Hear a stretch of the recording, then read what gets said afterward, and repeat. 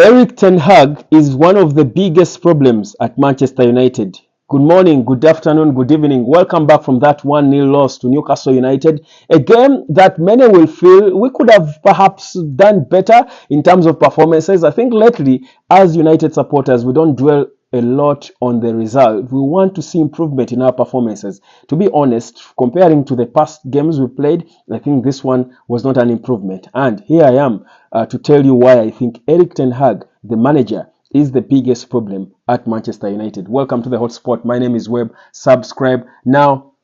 Don't get me twisted. I'm not here to advocate for the head of Erik Ten Hag. If anything, I'm one of those who don't believe that sacking managers is a solution. You don't solve problems by creating another solution and another problem, rather. You don't sack and sack and sack and then you're finding solutions. But that doesn't mean we can't talk about the things that are wrong, the glaring wrongs that the manager Erik Ten Hag does, because we don't want to sack him, even if we are backing him. To be honest, Ten Hag increasingly makes it difficult for us to back him. Let me tell you why I think Erik Ten Hag is a problem. First of all, we lost to probably the third choice Newcastle United squad. They beat us not by luck. In fact, it is by luck that we only conceded one goal. But this Newcastle United could have scored about 5 goals in this game, even more. They could have obliterated us. But it's not because, and I've had people saying our centre backs did well. No, it's not because our centre backs did well that we conceded only one goal. It's because Newcastle United were ineffective, completely ineffective. That's the only reason. But they beat us.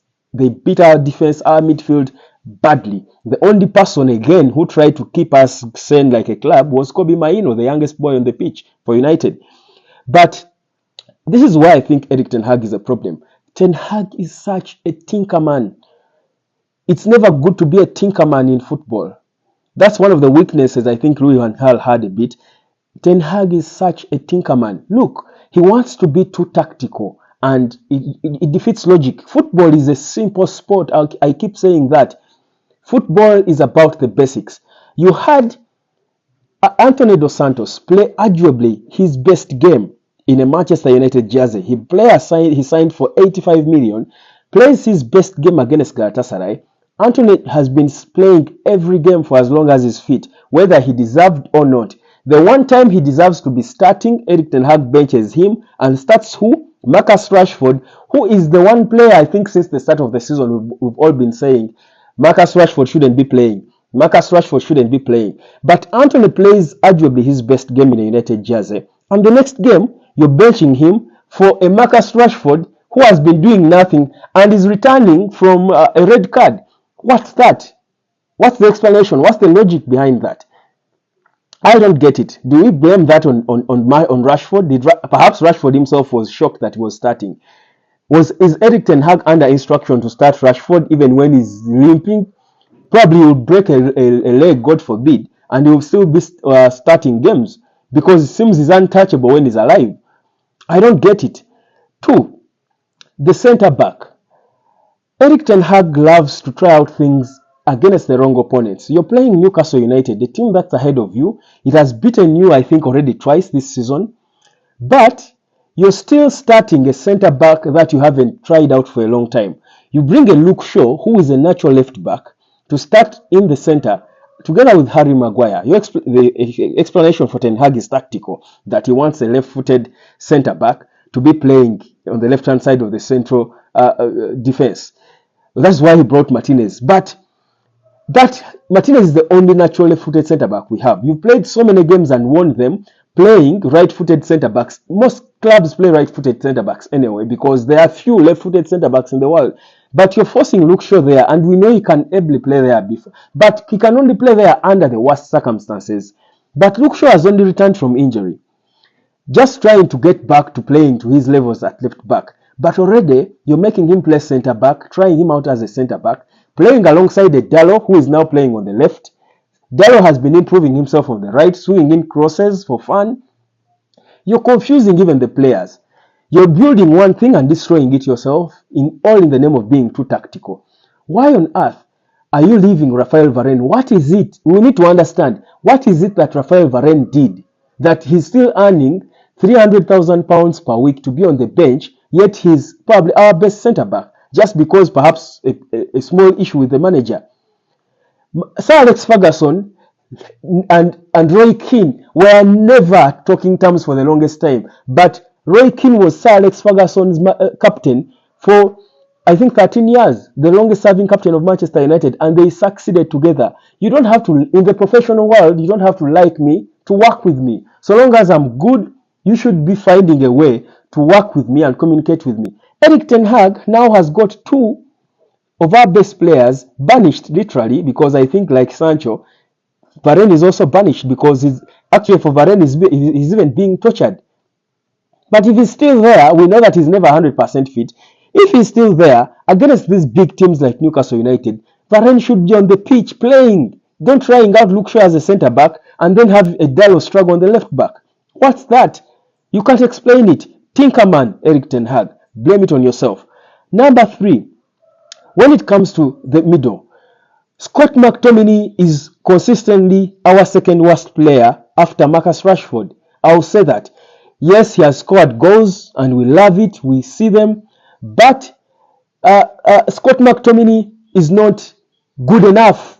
McTominay keeps hiding behind other bodies. I will tell you, I will watch a United game and I will struggle to remember when I last saw Scott McTominay until he pulls a kick and he scores a goal, or until there is a moment of, a foul and they put a close up and I say, oh, McTominay is still there. But you've got a boy, Kobe Mainoo, who looks good. He needs a partner to play alongside him in holding midfield as a holding midfielder.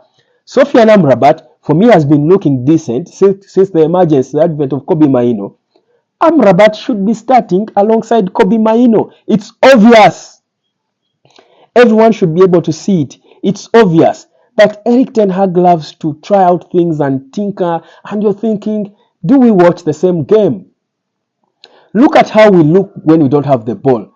Disorganized, like a village club. The first game against Galatasaray, we could have swallowed more goals if Galatasaray were more clinical. It's just that they're almost like us. But we improved in terms of the spaces we leave in the middle without the ball. But all we do now is we are running into each other in the middle. You see Scott McTominay almost knocking Kobe Mainoo. Then the boy is also confused. He's playing with big guys who seem to be clueless about what they've got to do.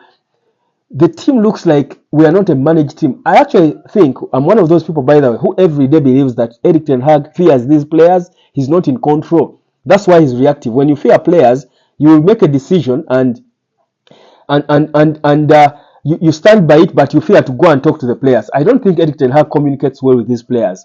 Either he fears them or they don't listen to him. He doesn't respect him. I'm waiting to see when he leaves, and because eventually he will anyway.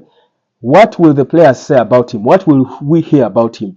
But Erik Ten Hag could be having some characters that you can relate to what we hear about Rafael Benitez.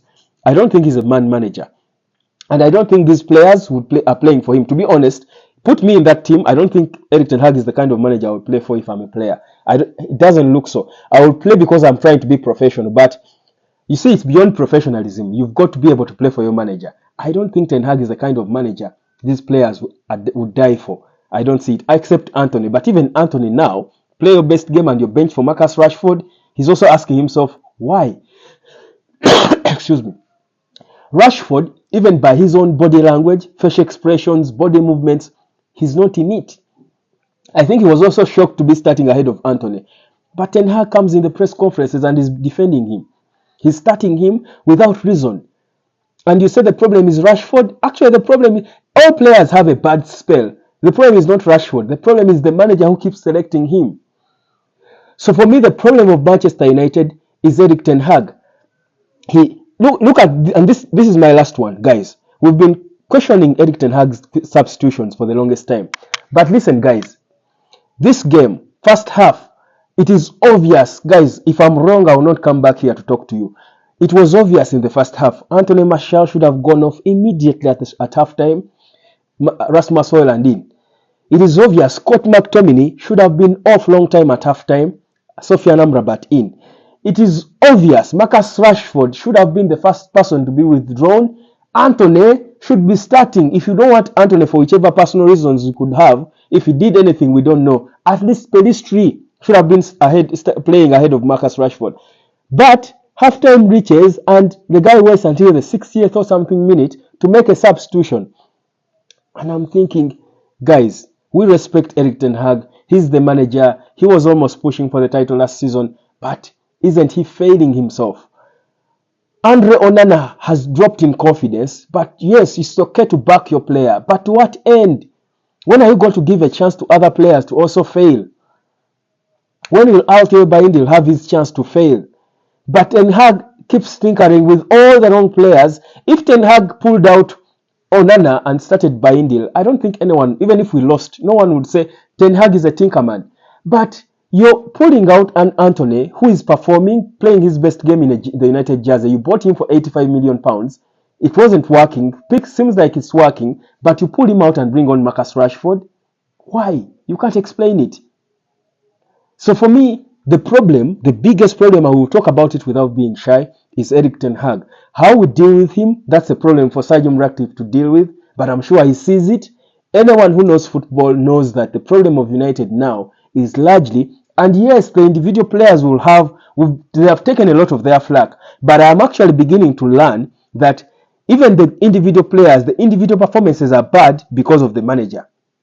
The players don't want to play for Erik Ten Hag, but also I think that Erik Ten Hag does not communicate well with these players. I also feel like Erik Ten Hag has failed to get this unit in control. He's not in control of this team. Not at all. I don't think so. It's him and his emotions. He's all over the place. Is he overwhelmed? I don't know. But good enough, Sergeant Ratcliffe is coming in. That's his burden. Let him deal with it. For me, the biggest problem at United now is Erik Ten Hag. Hotspot. Subscribe. My name is Webb.